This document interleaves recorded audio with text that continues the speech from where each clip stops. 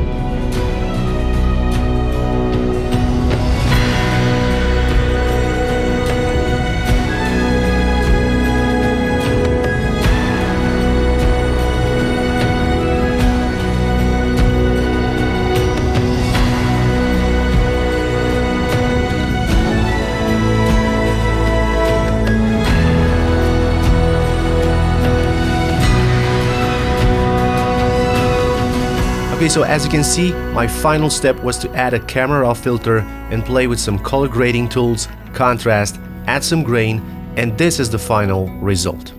And hey, if you liked this episode, make sure you click on the end cards to watch another speed art video. I'm Christy, and see you next time.